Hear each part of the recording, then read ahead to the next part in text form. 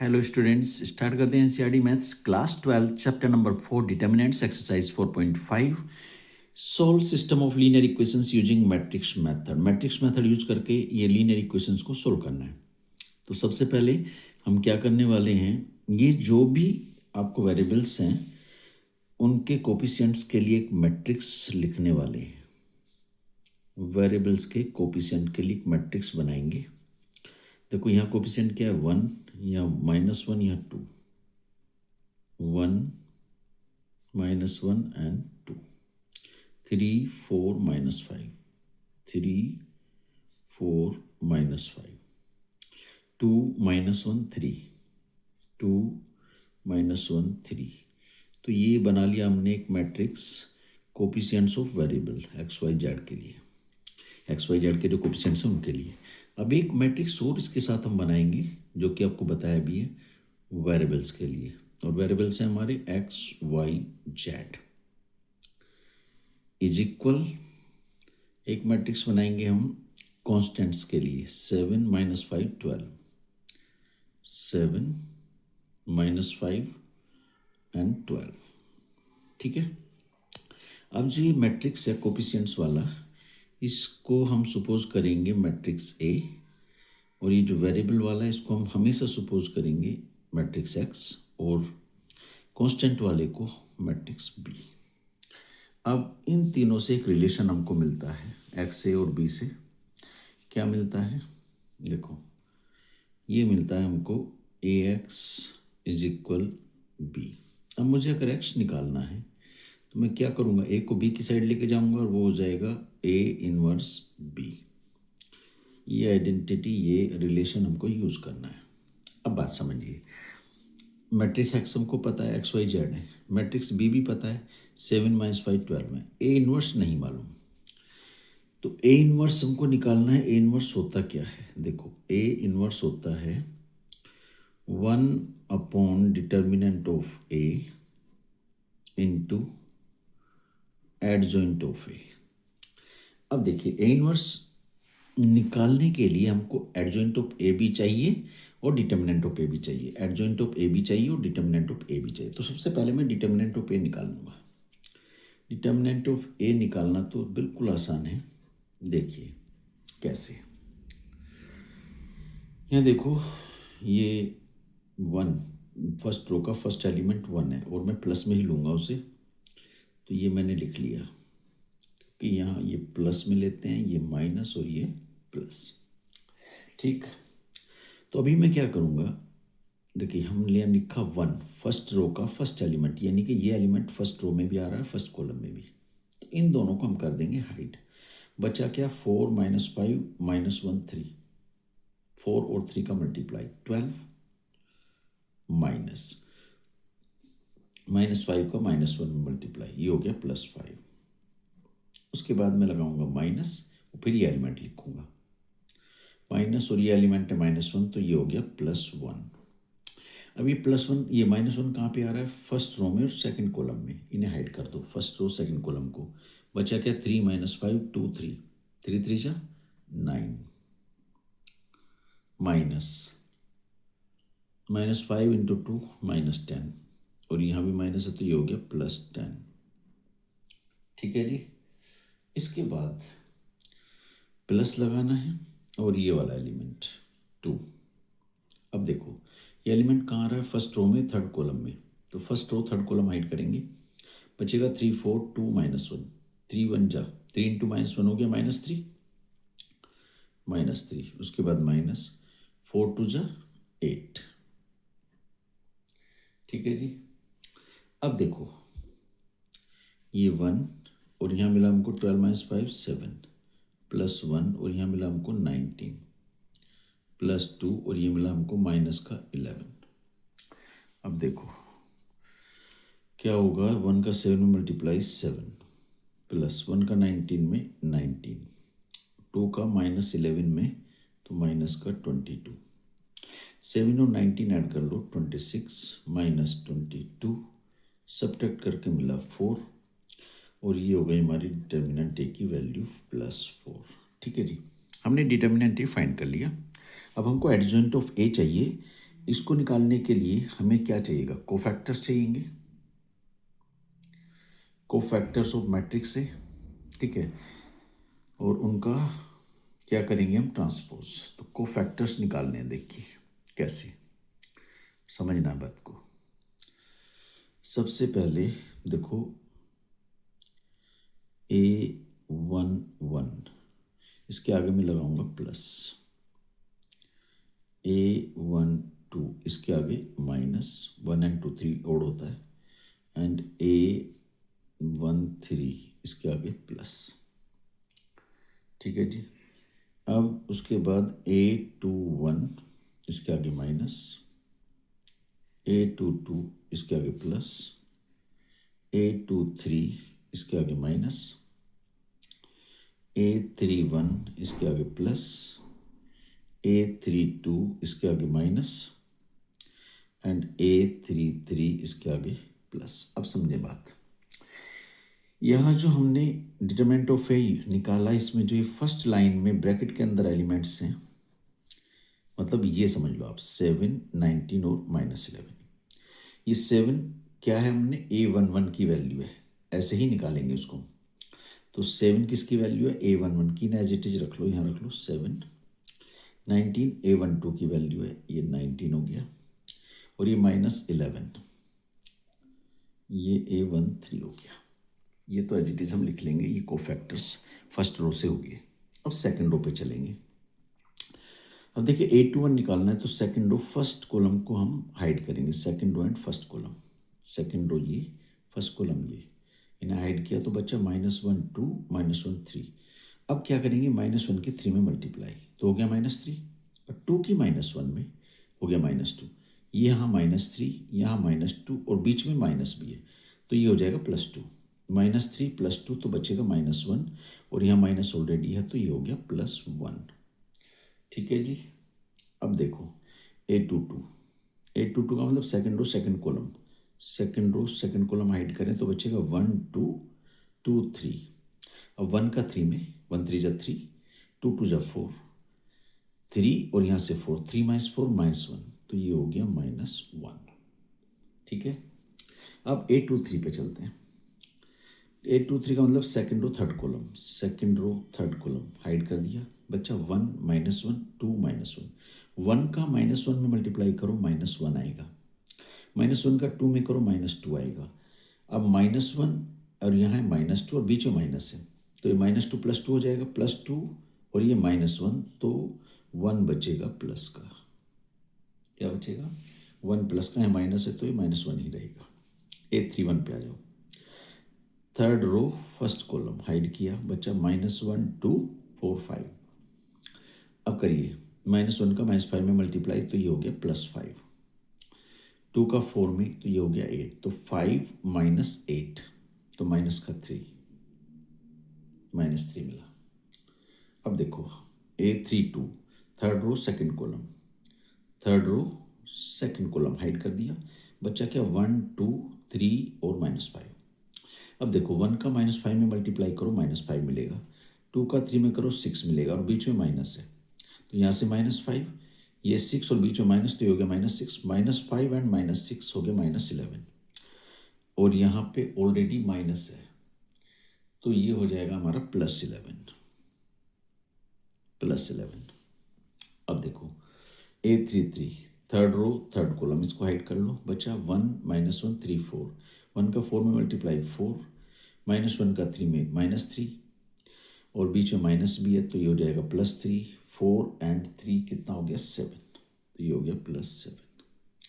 अब देखो जी, मैं क्या करूँगा, कोफैक्टर्स ऑफ मैट्रिक्स ए, इसके लिए मैं इसको मैट्रिक्स के अंदर लिखता हूँ कोफैक्टर्स को, 7 -19 -11, 7 -19 -11, 1 -1 -1, 1 -1 -1, -3 +11 +7, ठीक है जी। अब हमने निकालना adjoint of A, adjoint of matrix ए वो क्या होता है, transpose of cofactors of matrix A. Matrix transpose में क्या करते हैं, जो भी हमारा कोफैक्टर्स वाला मैट्रिक्स है इसमें रो को कॉलम बनाएंगे, जो भी रो है वो कॉलम बन जाएंगी तो उसका एडजॉइंट आ जाएगा। फर्स्ट रो क्या है, 7 -19 -11, तो फर्स्ट कॉलम हो गया 7 -19 -11। सेकेंड रो है 1 -1 -1, तो सेकेंड कॉलम हो गया 1 -1 -1। एंड थर्ड रो है -3 11 एंड 7, तो थर्ड कॉलम हो गया -3 11 एंड 7। ये हो गया जी हमारा एडजॉइंट ऑफ ए। ठीक है, चलिए अब हम क्या करने वाले हैं, अब हम ए इनवर्स फाइंड करेंगे। ठीक है, ए इनवर्स को फाइंड करते हैं पहले। ए इनवर्स क्या होता है, ए इनवर्स होता है, देखो ये 1 determinant of A into adjoint of A, 1 determinant of A into adjoint of A, लिख देता हूँ एडजॉइंट ऑफ ए ऐसे। 1 डिटर्मिनेंट है, सॉरी डिटर्मिनेंट ऑफ ए की वैल्यू हमने क्या निकाली है 4, यहाँ पे लिख दो 4 इंटू एडजॉइंट ऑफ ए ये है 7 1 -3, 7 1 -3 -19 -1 एंड 11, फिर है -11 -1 एंड 7। चलिए ये हमारा ए इनवर्स हो गया जी। अब हम करेंगे यूज उस आइडेंटिटी का, ठीक है, कौन सी का, देखो अब हम यूज करने वाले हैं सर,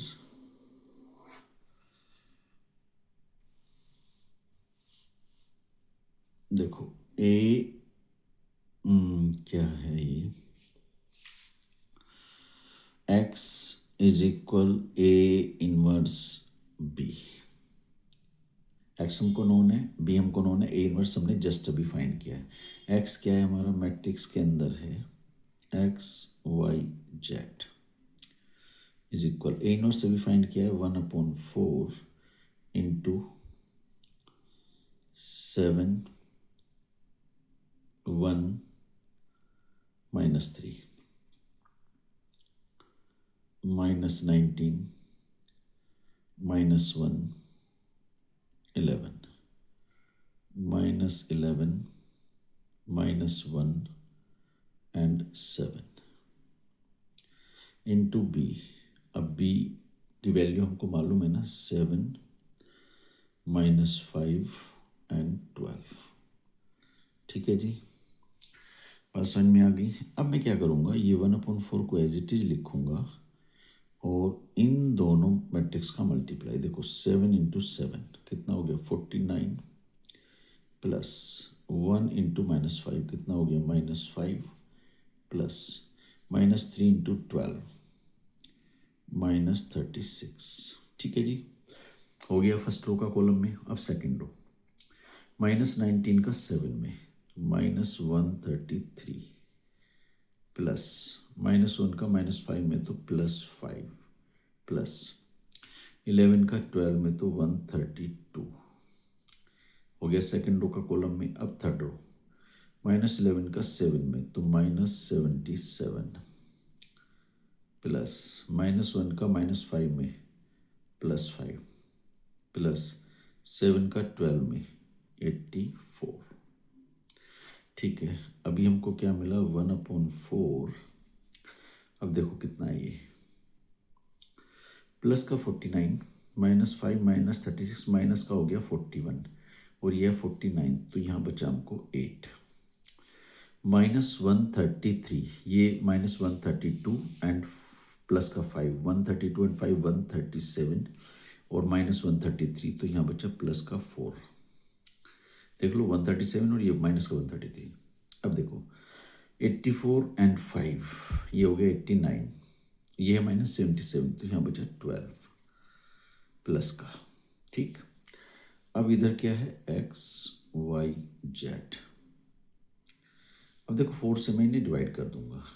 4 से 8 को डिवाइड किया 2, 4 से 4 को डिवाइड किया 1 और 4 से 12 को डिवाइड किया 3।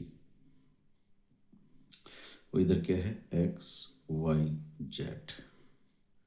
अब कंपेयर कर लो जी, कंपेयर करके एक्स वाई जेड का वैल्यू लिख लो। हैंस x इज इक्वल कितना हो गया 2, इक्वल मैट्रिक्स है। y इज इक्वल कितना हो गया 1 एंड z इज इक्वल कितना हो गया 3, और ये हो गया इसका आंसर। चलिए क्वेश्चन नंबर 15 में गिवन है मैट्रिक्स ए और फाइंड करना है ए इनवर्स। अब उसके बाद का जो पार्ट है इक्वेशन को सोल्व करना, ये बाद में देखेंगे। सबसे पहले हम मैट्रिक्स ए की हेल्प से ए इनवर्स फाइंड करेंगे। तो सबसे पहले समझते हैं ए इनवर्स फाइंड करने के लिए हमको रिक्वायरमेंट क्या होती है। देखिए ए इनवर्स जब हमको फाइंड करना है तो हमें पता होना चाहिए डिटर्मिनेंट ऑफ ए, क्योंकि ए इनवर्स होता है 1 determinant of A into adjoint of A. तो मैं क्या करूँगा, सबसे पहले डिटर्मिनेंट ऑफ ए की वैल्यू फाइंड करूँगा, उसके बाद एडजॉइंट ऑफ ए। चलिए करते हैं डिटर्मिनेंट ऑफ ए। देखिए फर्स्ट रो का यूज़ करके मैं इस डिटर्मिनेंट की वैल्यू फाइंड कर लूँगा। हम फर्स्ट एलिमेंट को प्लस में, ये प्लस प्लस में लेते हैं, या माइनस और यहाँ प्लस। फर्स्ट रो की बात है। तो फर्स्ट एलिमेंट है हमारा 2, वो प्लस में रहेगा 2। उसके बाद हम क्या करते हैं, देखो 2 जो पड़ रहा है ना फर्स्ट रो फर्स्ट कॉलम में आ रहा है, इन्हें हाइड कर लेंगे। बचा क्या 2 -4 1 एंड -2। अब देखो 2 का -2 में मल्टीप्लाई मैं करूँ कितना आएगा -4, वो लिख दिया यहाँ पे -4। फिर माइनस लगा के -4 का 1 में करूँ तो मिलेगा मुझे -4, यहाँ भी माइनस है तो ये हो जाएगा +4। ठीक है जी। उसके बाद मैं माइनस लगा के ये वाला एलिमेंट लिखूँ, माइनस लगा के -3 लिखना तो ये हो जाएगा +3।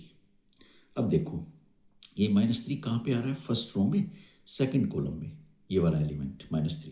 बचा क्या 3 -4 1 एंड -2। अब 3 का मल्टीप्लाई -2 में, देखो कितना हो गया 3 और -2 की मल्टीप्लाई -6।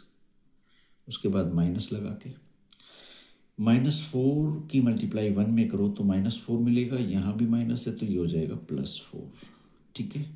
उसके बाद हम लेंगे प्लस लगा के 5, और अब मैं हाइड क्या करूँगा, 5 आ रहा है फर्स्ट रो और थर्ड कॉलम में, first row third column hide कर दो।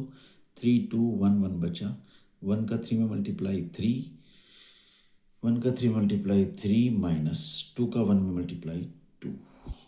ठीक है जी। तो डिटर्मिनेंट ऑफ ए की वैल्यू क्या मिली हमको, यहाँ 2 और यहाँ -4 +4 कितना हो गया 0 +3 इंटू -6 एंड +4 हो गया -2 +5 इंटू 3 -2 हो गया 1। अब देखो 2 का 0 में मल्टीप्लाई करो 0, -3 का सॉरी 3 का -2 में करो तो -6, +5 का 1 में करो तो प्लस का 5। अब इस तरह हमको मिला -1 डिटर्मिनेंट ए की value, and which is not equal to 0, so A inverse exist. A inverse exist करता है, उसकी वैल्यू फाइंड करनी पड़ेगी। ठीक है जी। अब देखो हमने ए डिटर्मिनेंट ऑफ ए निकाल लिया, एडजॉइंट ऑफ ए हमको फाइंड करना है। उसके लिए हमको क्या करना पड़ेगा, देखो हमें कोफैक्टर्स फाइंड करने पड़ेंगे, फिर उनका ट्रांसपोज लेंगे। तो सबसे पहले मैं A11 वो कैसा होगा, पॉजिटिव होगा। फिर A12 वो कैसा होगा, नेगेटिव। एंड A13 ये कैसा होगा, पॉजिटिव। अब देखो उसके बाद A21 ये कैसा होगा, नेगेटिव। A22 ये होगा पॉजिटिव, एंड A23 ये होगा नेगेटिव। कोफैक्टर निकालें, A31 ये होगा पॉजिटिव, A32 ये होगा नेगेटिव, एंड A33 ये होगा पॉजिटिव। अब बात सुनिए, ये आपको पहले भी बताया ना, अगर मैंने डिटर्मिनेंट की वैल्यू निकाली है उसमें जो ये ब्रैकेट के अंदर की वैल्यूज़ होती हैं, मतलब इसका मतलब ये है और इसका मतलब ये है और इसका मतलब ये है। ये वैल्यूज़ होती हैं हमारी A11, A12 और A13 की। दोबारा निकालने की ज़रूरत नहीं है, वो ऑलरेडी हम निकाले हुए हैं। तो A11 की वैल्यू है 0, ये रख दो 0। A12 की वैल्यू -2 और यहाँ भी माइनस है तो ये हो गया +2। एंड A13 की वैल्यू 1, यहाँ रख दिया 1। बाकी हम फाइंड करेंगे। A21 देखते हैं। A21 के लिए क्या करना है, second row first column hide करना है। सेकंड रो ये है और फर्स्ट कॉलम ये है। Second row and first column को हाइड करेंगे, ठीक है जी। Second row and first column को हाइड करो तो मिलेगा -3 5 1 एंड -2, -3 5 1 एंड -2, ठीक है। अब देखो -3 का -2 में मल्टीप्लाई करो +6 आएगा, ठीक है। और 5 का 1 में करो तो 5 आएगा। 6 और यहाँ से 5 बीच में माइनस है, 6 - 5 कितना हो गया 1, तो ये मिला हमको 1, ठीक है जी। इसके बाद हम चलेंगे A22 पे। A22 का मतलब second row second column, second row ये रहा, सेकंड कॉलम ये रहा, हाइड कर दिया। बच्चा क्या 2 5 1 -2, 2 का -2 में मल्टीप्लाई, 2 का -2 में करेंगे तो -4 और 5 का 1 में करेंगे 5। यहाँ -4 यहाँ 5 बीच में माइनस है तो -4 एंड -5 माइनस का 9 हो गया। कितना हो गया -9। अब A23 की बात कर लो। सेकंड रो थर्ड कॉलम, ये सेकंड रो है ये थर्ड कॉलम है। बचा क्या 2 -3 1 1, 2 की 1 में मल्टीप्लाई 2, -3 की 1 में -3, ये 2 ये -3 और बीच में माइनस तो हो गया +3, 2 एंड 3 5, तो ये हो गया 5, ठीक है जी। अब चलते हैं 3 1 पे। Third row first column, third row first column hide कर दो, बचेगा -3 5 2 -4, -3 का -4 में मल्टीप्लाई प्लस का 12, 5 का 2 में 10, 12 - 10 कितना बचा 2, करेक्ट। अब A32 पे आ जाओ।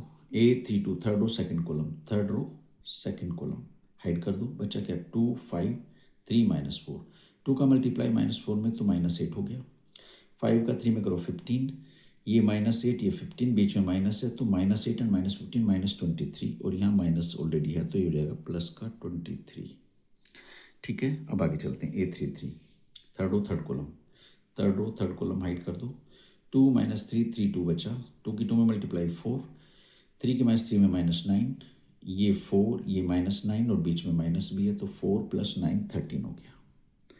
ये आ गए हमारे कोफैक्टर्स। अब मैं क्या करूँगा, कोफैक्टर्स ऑफ मैट्रिक्स ए कितना मिला इनको हम लिख लेंगे मैट्रिक्स की फॉर्म में। देखो 0 2 1 0 2 1 -1 -9 -5 -1 -9 -5 2 23 13 2 23 13। वेल अब इसके बाद मैं फाइंड करने वाला हूँ adjoint of A. Adjoint of A क्या होता है, transpose of cofactors of matrix A. Matrix A तो मैं क्या करने वाला हूँ, देखो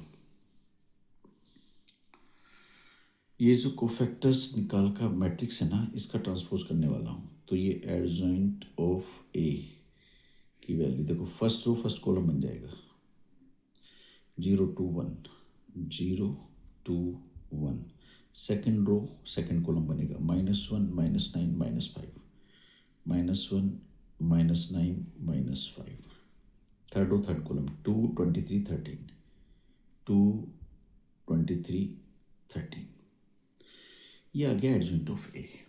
अब मुझे निकालना है ए इनवर्स। ए इनवर्स क्या होता है, 1 determinant of A into adjoint of A. अब देखो A inverse equal 1 upon determinant of A की वैल्यू हमने निकाली हुई ना -1 अपॉन -1 इंटू ये है 0 -1 2 2 -9 23 एंड 1 -5 13। अब -1 से इनको डिवाइड कर दो। अगर मैं -1 से सबको डिवाइड करूं तो क्या मिलेगा? देखो ये तो 0 ही रहेगा, ये +1 हो जाएगा, ये -2 हो जाएगा, साइन बदल जाएंगे, ये -2, ये +9, ये -23, ये हो गया -1, ये हो गया +5 और ये हो गया -13। ये आ गया जी हमारा ए इनवर्स। एक आंसर तो हमारा ये हो गया। ठीक है, अब हम करेंगे इक्वेशन सॉल्व। ठीक है, चलिए इक्वेशन सॉल्व करते हैं। अब इक्वेशन सॉल्व करते हैं तो सबसे पहला काम क्या है हमारा, एक मैट्रिक्स बनाते हैं हम कोफिशिएंट ऑफ वेरिएबल्स के लिए। सबसे पहला काम यही है। देखो यहाँ कोफिशिएंट है 2 -3 5, 2 -3 5, फिर 3 2 -4, 3 2 -4, 1 1 -2, 1 1 -2। उसके साथ हम लिखते हैं वेरिएबल के लिए मैट्रिक्स और वो है x y z। ठीक है जी, इज इक्वल लगा के हम लिखते हैं जो कॉन्स्टेंट्स हैं उनके लिए मैट्रिक्स, वो हैं 11 -5 एंड -3। ठीक है, अब जो कोफिशिएंट्स वाला मैट्रिक्स है इसको हम सपोज करते हैं मैट्रिक्स से, वेरिएबल वाले को मैट्रिक्स x एंड कांस्टेंट वाले को मैट्रिक्स b। अब इन तीनों में एक रिलेशन बन जाता है ax इज इक्वल b। तो x की वैल्यू क्या हो जाएगी, a को मैं उधर लेके जाऊंगा तो ये हो जाएगा a इनवर्स b। अब बात समझिए, उसने कहा a इनवर्स का यूज करिए जो आपने निकाला है। a इनवर्स हम निकाल चुके, ठीक है ना, a इनवर्स हम निकाल चुके। कहाँ है, ये रहा। इसका यूज करना है, इस a इनवर्स का यूज करना है, इस a इनवर्स का यूज करना है यहाँ। x हमको मालूम है, मैट्रिक्स में है क्या, x y z। a inverse की वैल्यू ये है, लिख लेते हैं, क्या है 0 1 -2 और क्या है -2 9 -23 और क्या है -1 5 -13। ये हो गया A inverse into B. B क्या है, बी है हमारे पास 11 -5 एंड -3। अब मैं इनका करूँगा मल्टीप्लाई। देखिए कैसे,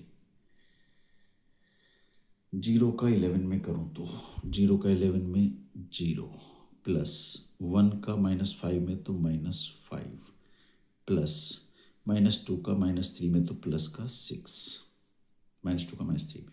ओके, नाउ -2 का 11 में तो -22 प्लस 9 का -5 में तो माइनस का 45 प्लस अब 23 का -3 में तो ये हो गया प्लस का 69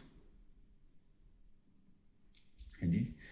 ठीक है, देखो चेक कर लेते हैं, -2 का 11 में -22, 9 का -5 में -45, -23 का -3 में प्लस का 69। ठीक, अब थर्ड रो पे जाते हैं। -1 का 11 में करो तो -11 प्लस 5 का -5 में करो तो माइनस का 25, इसे ब्रैकेट में लिखो, प्लस -13 का -3 में तो प्लस का 39। वेल इधर क्या है, x y z। अब देखो जरा क्या मिला हमको, ये +6 से -5 है तो प्लस का 1 मिला। ठीक है जी, अब देखो यहाँ -45 -22 तो ये मिलेगा माइनस का 67 और प्लस का 69 तो यहाँ मिला हमको 2। ठीक है जी, अब यहाँ देखो -11 -25 तो माइनस का 36 और ये प्लस का 39 तो ये मिला हमको 3, 1 2 3 ये मिला है हमको इधर। और इधर क्या है हमारा x y z। अब इनको कंपेयर कर दो, तो x की वैल्यू 1 आ गई, y की 2 एंड z की 3। ये हो गया आपका क्वेश्चन नंबर 15 कंप्लीट। देखिए question number 16, last question exercise का। The cost of 4 kg onion, 3 kg wheat and 2 kg rice is ₹60। ये एक कंडीशन हो गई कि 4 kg अनियन है, 3 kg वीट है और 2 kg राइस है, तो टोटल कॉस्ट इनका ₹60 है। ठीक, अब दूसरी कंडीशन क्या है? Cost of 2 kg onion, 4 kg wheat and 6 kg rice, वो है ₹90। अगर 2 kg अनियन है, 4 kg वीट है और 6 kg राइस है, तब कॉस्ट बनती है ₹90। And cost of 6 kg onion, 2 kg wheat and 3 kg rice, उनका बनता है 70। कह रहा find cost of each item per KG by matrix method. Matrix method use करके ईच आइटम का कॉस्ट बताना है। तो हम लेट कर लेते हैं, पहले अनियन है, फिर वीट है, फिर राइस है। Let the cost of 1 kg, पर kg means 1 kg, 1 kg of onion be ₹X and the cost of 1 kg of wheat be ₹Y. Similarly, the cost of 1 kg of rice be ₹Z। ये हमने suppose कर लिया। अब देखो first condition में 4 kg onion खरीदा, 1 kg onion की cost x है, तो 4 kg की कितनी होगी 4x। 3 kg वीट खरीदा, 1 kg वीट की कॉस्ट है y, तो 3 kg की होगी 3y। एंड 2 kg राइस खरीदा, 2 kg राइस और 1 kg राइस की कॉस्ट है z, तो 2 kg का कितना होगा 2z, और तीनों को ऐड करके कितना मिलेगा 60। तो ये जो फर्स्ट कंडीशन है, the cost of 4 kg onion, 3 kg wheat and 2 kg rice is equal ₹60। अब इसको हम इक्वेशन की फॉर्म में बनाएंगे। 4 kg का कॉस्ट कितना हो गया 4x, 3 kg वीट का कॉस्ट हो गया 3y एंड 2 kg राइस का कॉस्ट हो गया 2z इज इक्वल में क्या हो गया टोटल कॉस्ट 60। ये इक्वेशन फर्स्ट हो गई। अब हम दूसरी स्टेटमेंट पे जाएंगे। दूसरी स्टेटमेंट है the cost of 2 kg onion, the cost of 2 kg onion, then 4 kg wheat, 4 kg wheat and 6 kg rice, उनका कॉस्ट है 90। चलिए 1 kg का अनियन का कॉस्ट कितना था x, तो 2 kg का हो गया 2x। 1 kg वीट का कॉस्ट कितना था y, तो 4 kg का हो गया 4y प्लस 1 kg राइस की कॉस्ट है z, तो 6 kg का हो गया 6z, और इन तीनों की टोटल कॉस्ट अब है 90 इज इक्वल 90। ये होगी सेकंड इक्वेशन। अब हम चलते हैं नेक्स्ट स्टेटमेंट पे। नेक्स्ट स्टेटमेंट क्या है, the cost of 6 kg onion, the cost of 6 kg onion, 2 kg wheat, 2 kg wheat and 3 kg rice, ये कॉस्ट है ₹70।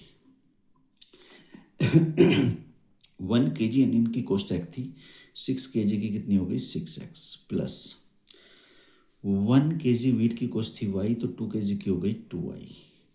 1 kg राइस की कॉस्ट थी z, तो 3 kg की हो गई 3z इज इक्वल हो गया 70। अब इन तीनों इक्वेशन को हम मैट्रिक्स की फॉर्म में बनाएंगे। पहले देखो इनको एक साथ लिख लेते हैं, हैंस करके एक साथ लिख लो इन तीनों इक्वेशन को। 4x plus 3y plus 2z is equal 60।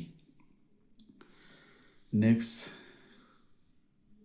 Second equation क्या है, 2x plus 4y plus 6z is equal 90। उसके बाद है 6x plus 2y plus 3z is equal 70। अब हम क्या करेंगे, देखो सबसे पहले तो एक मैट्रिक्स बनाएंगे जो कोफिशिएंट ऑफ एक्स की बात करेगा, जिसमें कोफिशिएंट ऑफ वेरिएबल्स होंगे x y z. 4 3 2 4 3 2 first matrix बनाते हैं ना हम कोफिशिएंट ऑफ वेरिएबल्स के लिए।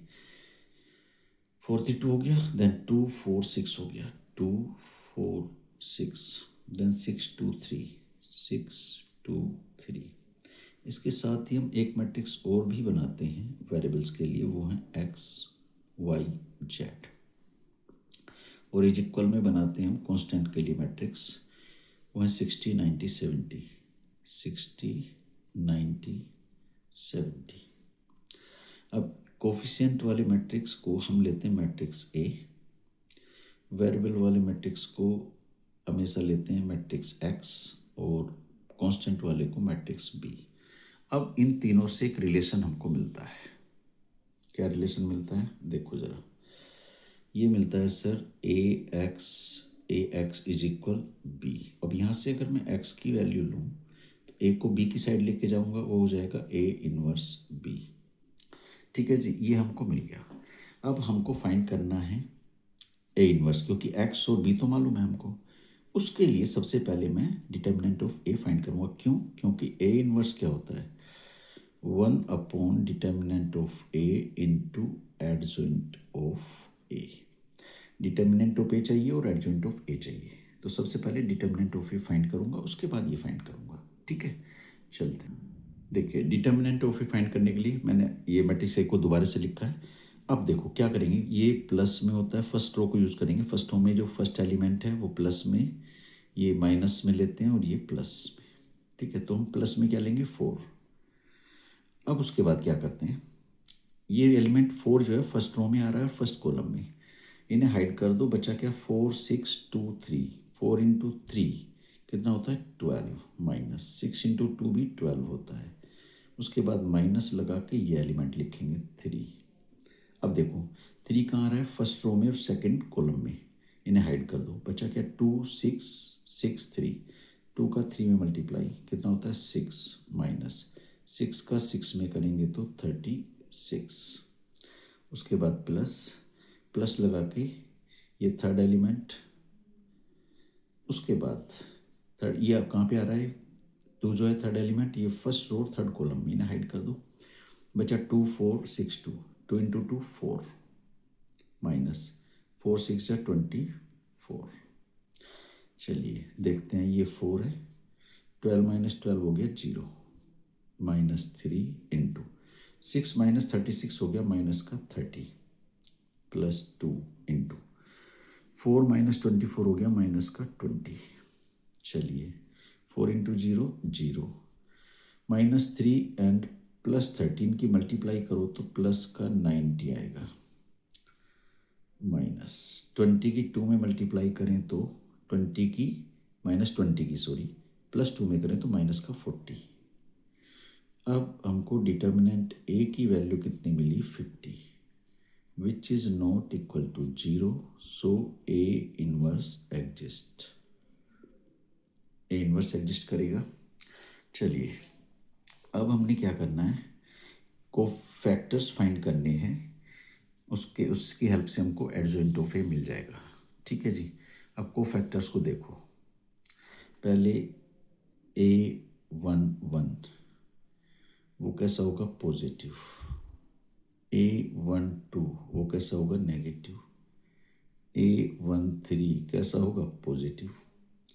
उसके बाद A21 negative, A22 positive, A23 negative, then A31 positive, A32 negative, A33 positive.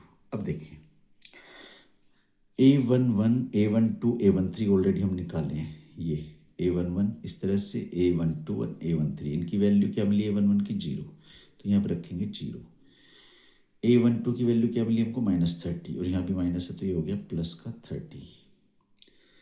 A13 की वैल्यू -20, यहाँ प्लस है तो ये हो गया -20। ठीक है जी। अब हम A21 निकालेंगे। A21 second row first column, second row and first column को हाइड करो, बचा क्या 3 2 2 3, 3 3 जा होते हैं 9 और 2 2 जा होते हैं 4, 9 - 4 कितना हो गया 5। चलिए अब A22 पे आते हैं। Second row second column hide कर दो, बचा क्या 4 2 6 3, 4 का 3 में मल्टीप्लाई 12 और 2 का 6 में भी 12, तो 12 - 12 कितना हो जाएगा 0। अब A23 पे second row third column, second row third column hide करो, 4 3 6 2 बचा, 4 का 2 में मल्टीप्लाई 8, 3 का 6 में 18, 8 - 18 तो -10 और यहाँ है माइनस ऑलरेडी तो हो गया प्लस का 10। अब आते हैं A31 पे, third row first column, third row first column बचा 3 2 4 6, 3 × 6 18 एंड 2 4 जा 8, 18 - 8 10 तो ये हो गया प्लस का 10। 3 2 third row second column, third row second column hide कर दो, बचेगा 4 2 2 6, 4 6 जा 24, 2 2 जा 4, 24 - 4 20 आ गया। A33 third row third column hide कर दो, बचा 4 3 2 4, 4 4 जा 16, 3 2 जा 6, 16 - 6 कितना बचा 10, 16 - 6 10। अब ये हमारे पास जो है ना कोफैक्टर्स मिले हमको, कोफैक्टर्स ऑफ ए, उसे मैं मैट्रिक्स की फॉर्म में लिख देता हूँ। चलिए लिख देते हैं 0 30 - 20, 0 30 - 20, -5 0 10, -5 0 10, 10 - 20 10, 10 - 20 एंड 10। ठीक है जी, ये हो गया। अब हमको लेना है adjoint of A. Adjoint of A क्या होता है, देखो transpose of cofactor of A होता है transpose of cofactors of transpose of cofactors of matrix A. करेंगे इसका हम ट्रांसपोज, देखो कैसे। ये जो फर्स्ट रो है, फर्स्ट कॉलम बन जाएगा 0 30 - 20, 0 30 - 20। सेकेंड रो सेकेंड कॉलम बनेगा -5 0 10, -5 0 10 और थर्ड रो थर्ड कॉलम 10 - 20 10। ठीक है जी, ये एडजॉइंट ऑफ ए। ठीक है, अब हमने निकालना है A inverse. A inverse is equal 1 / determinant of A into adjoint of A. So determinant of A की वैल्यू हमने क्या निकाली हुई है, वो निकाली है 50, तो 1/50 इंटू ये हो गया 0 -5 10 30 0 -20 -20 10 10। ठीक है, इतना ही छोड़ दो। अब हम निकालेंगे भैया, यूज़ करेंगे आप, देखो x is equal A inverse B. x है हमारा x y z, A inverse हमने अभी निकाला है 1/50 into 0 -5 and 10 30 0 -20 -20 10 10 into B. B की वैल्यू है हमारे पास 60 90 और ये है लास्ट 70। चलिए अब इनका करूँगा मैं मल्टीप्लाई। इसे तो 1/50 को एज इट इज़ लिखूँगा, इनका मल्टीप्लाई कर लो। 0 का 60 में तो 0 प्लस -5 का 90 में करेंगे तो माइनस का 450 प्लस 10 का 70 में करेंगे तो 700। ठीक है जी। 30 का 60 में करेंगे तो कितना आएगा 1800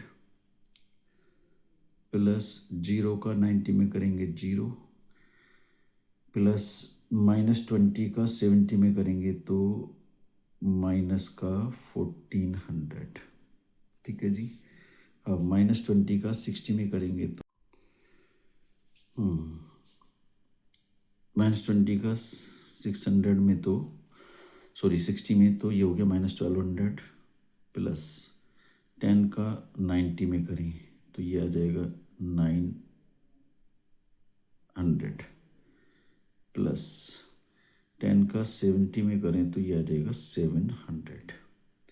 अब देखो ये हो गया 1/50 एज इट इज़, इन्हें ऐड कर लो। ये है प्लस का 700 माइनस का 450, सब्ट्रैक्ट होके एक तो बचा 0, 10 माइनस 5 5 एंड 6 माइनस 4 2 250 बचा। प्लस का 1800 माइनस का 1400 तो कितना बचेगा 400 प्लस का। अब देखिए माइनस का है ये 9 एंड 7 1600। ठीक है जी। और प्लस का 1200 प्लस का 1600 माइनस का 1200 तो प्लस का 400 बचा। एक बार चेक करते हैं। ये 1/50 है एज इट इज़। 700 में से 450 सब्ट्रैक्ट हुआ 250 बचा।